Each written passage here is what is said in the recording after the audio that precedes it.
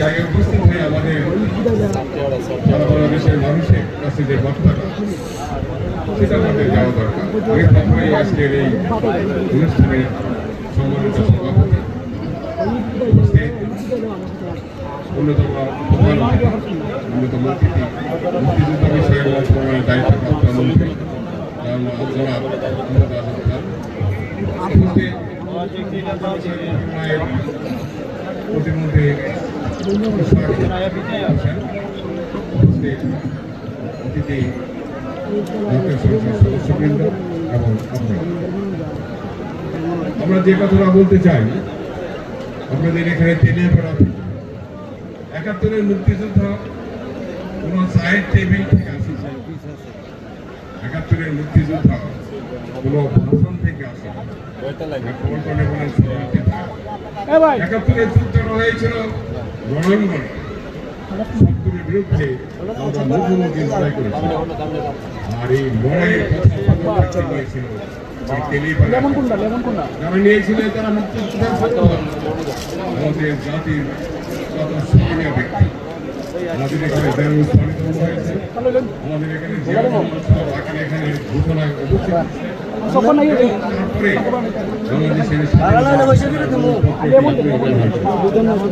আমরা তাই এই তেলিয়াপাড়ায় যারা উপস্থিত হয়েছিলেন তাদেরকে আমরা ফিরুজকে তাদেরকে শ্রদ্ধা করে স্মরণ করি। জিয়া রহমান বন্ধুগণ, আপনারা জানেন আমাদের প্রতিকূলের বিষয় জানা দরকার, যে বিষয়গুলো আওয়ামী লীগ যা করেছে। আমি প্রথমেই বলে নেই, মুক্তিযুদ্ধের যে বানোয়াট ঘটনা, মুক্তিযুদ্ধের যে বানোয়াট ইতিহাস, সেটার উপর ভিত্তি করে বাংলাদেশ জাতি এবং বাংলাদেশের পরবর্তী প্রজন্ম কোনোদিন দাঁড়াতে পারবে না। একটা মিথ্যা বানোয়াট তথ্যের উপর একটা জাতি কোনোদিন দাঁড়ায় নাই। আমরা কেন দাঁড়াতে পারিনি? কেন ফ্যাসিস্ট বারবার চলে আসছে? কেন সংবিধানে স্বৈরাচার আসছে? তার কারণ হচ্ছে আমাদের এখানে সংবিধানে এবং জাতীয়ভাবে একটি বানোয়াট ইতিহাস তৈরি করা হয়েছিল। এটা ব্যক্তি কেন্দ্রিক, শেখ মুজিব সব করেছিল। এটা ব্যক্তি কেন্দ্রিক, তার পরিবার সব করেছিল। এটা ব্যক্তি কেন্দ্রিক, তার পরিবারের সঙ্গে সংশ্লিষ্ট যারা ছিল তারা করেছিল। ৭১-এর যুদ্ধটা কিন্তু তারা নয়, ৭১-এর যুদ্ধটা আমরা। এই যুদ্ধের প্রতিটি মানুষ ত্যাগ স্বীকার করেছে। ৭১-এর যুদ্ধ মুক্তিযুদ্ধের গৌরব জনগণের, সর্বোচ্চ ত্যাগ স্বীকার করেছে জনগণের। সুতরাং মুক্তিযুদ্ধের প্রাপ্তি হওয়া উচিত ছিল জনগণের। আমাদের জনগণের মুক্তিযুদ্ধের প্রাপ্তি পায় নাই। আমরা এই হতভাগ্য জাতির মুক্তিযোদ্ধা, সুতরাং আমাদের সম্মান কোনোদিন আসে নাই। বন্ধুগণ, মুক্তিযুদ্ধ শুধু ত্যাগের নয়, বীরত্বে খানাদার বাহিনীকে আমরা পরাজিত করেছিলাম সম্মুখ লড়াইয়ের মধ্যে দিয়ে। আমাদের পরবর্তী প্রজন্ম 2024 এসে পড়েছিল, তোমাদের গুলি কত আছে আমাদের বুকে ধারণ, বুকে তোমরা চাহিদা করো, আমরা এগিয়ে যাবো বাংলাদেশ আমাদের। কারণ ৭১ সালে আমাদের পূর্ববর্তী প্রজন্ম প্রতিষ্ঠা করেছিল বাংলাদেশ আমাদের। বন্ধুগণ, আমি আরেকটা কথা বলবো যেটা আপনাদের জানা দরকার। আমাদের ৭১ সালে 10ই এপ্রিল এখানে মিটিং হয়েছিল, সেখানে মুক্তিযুদ্ধের উল্লেখ করা ছিল।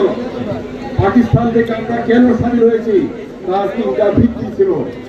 1 নম্বর, মানুষের মধ্যে সাম্য প্রতিষ্ঠা করবো, মানবিক মর্যাদা প্রতিষ্ঠা করবো, সামাজিক ন্যায় বিচার প্রতিষ্ঠা করবো। এই যে 10ই এপ্রিলের ঘোষণা হয়েছিল, এখানে 10 এপ্রিলের মতামতের ভিত্তিতে। দুর্ভাগ্য কি জানেন, সেখানে রাষ্ট্রের 4 মূলনীতি, সমাজতন্ত্র, গণতন্ত্র, ধর্ম নিরপেক্ষতা, জাতীয়তাবাদ ছিল না। আমাদের সঙ্গে কিভাবে প্রতারণা করা হয়েছে? ৭২-এর সংবিধানের প্রস্তাবনার মধ্যে এই 4 নীতি ঘোষণা করা হয়েছে। কেন করেছে? তার ইঙ্গিতে করেছে, এটা আপনারা ভালোভাবে জানেন। তার পূর্বে ভারতের কনস্টিটিউশনে 4টে মূলনীতি সন্নিবেশিত করা হয়েছিল। তারই আলোকে, তারই প্ররোচনায়, তার দ্বারা প্রতারিত হয়ে এখানে এসে এই 4 নীতি প্রদান করা হয়েছে। এটা আমাদের মুক্তিযুদ্ধের ইতিহাস নয়। বন্ধুগণ, আরেকটি কথা, আমরা জানেন আমরা ৭১ সাল আমাদের কতগুলো বিষয় বারবার করে বিভ্রান্ত করছে। বাংলাদেশের স্বাধীনতা একবারই এসেছে, বাংলাদেশের স্বাধীনতার শপথ এই দেশের জনগণ, এদেশের মুক্তিযোদ্ধারা। কিন্তু দুর্ভাগ্য, এই স্বাধীনতা 1971 সালের 26শে মার্চ যেটা জিয়া রহমান পরিষ্কার ভাবে বলেছিলেন। বন্ধুগণ, আপনারা সবসময় খেয়াল রাখবেন, জিয়া রহমান শেখ মুজিবকে বাঁচিয়ে দিয়েছিলেন, জিয়া রহমান আওয়ামী লীগকে বাঁচিয়ে দিয়েছিলেন। 1971 সালের 26শে মার্চ জিয়া রহমান ঘোষণা করেছিলেন যে আমি স্বাধীনতা ঘোষণা করছি এবং আমি বিদ্রোহ করছি।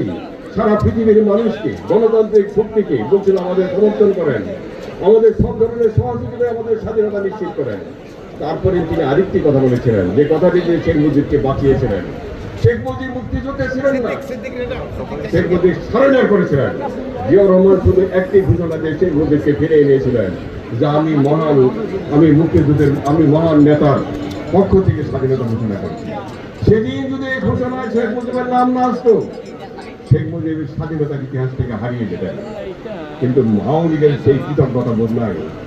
জিয়া রহমান আরেকটি কাজ করেছিলেন, যখন বাকশাল গঠন করা হয়েছিল, বাংলাদেশের সমস্ত গণতান্ত্রিক মানবিক রাজনৈতিক বাংলাদেশ নিষিদ্ধ করা হয়েছিল, পত্রিকা নিষিদ্ধ করা হয়েছিল মাত্র 2টি ছাড়া। জিয়া রহমান আবার 76 সালে বহুদলীয় গণতন্ত্রের কথা বলে আওয়ামী লীগকে আবার ফিরিয়ে এনেছিলেন। এই আওয়ামী লীগ শুধু জিয়াকে হত্যা করে নাই, তার পরিবারের লোককে হত্যা করে নাই। আমরা যারা 71 সালে মুক্তিযুদ্ধ করেছিলাম, আমরা 72 সালে যখন দেখলাম মুক্তিযুদ্ধের লক্ষ্য অর্জন হচ্ছে না এবং আমাদেরকে শুধু প্রচারণাই করা হয় নাই, আমরা কথা বলতে গিয়েছি, আমরা প্রতিবাদ করতে গিয়েছি। মুক্তিযোদ্ধাদের মধ্যে 25,000 ইয়াং মুক্তিযোদ্ধাদের হত্যা করা হয়েছে, তার কোনো দায় তারা নেয় নাই। আমরা চাই যাদেরকে হত্যা করেছিল শেখ মুজিবের সেই আওয়ামী ফ্যাসিস্টরা, আমরা তাদের বিরুদ্ধে আমরা মামলা করার জন্য, যাদের সন্তান ভাইরা হত্যার শিকার হয়েছেন তাদেরকে আমরা মামলা করতে বললাম। আমার সর্বশেষ আমরা মামলা করবেন। সর্বশেষ 71-এ আমাদের গণহত্যার শিকার কতজন মানুষ হয়েছিলেন? 30 কোটি, 30 লাখ না 2 লাখ। ইতিহাসটা আমরা জানি, বানিয়ে দিলে হবে না। কতজন মানুষ গণহত্যার শিকার হয়েছিল হিসাবটা আর কারণ থাকলে দেশের আমাদের বয়সের মানুষের কাছে রয়েছে, মুক্তিযোদ্ধার কারণে রয়েছে।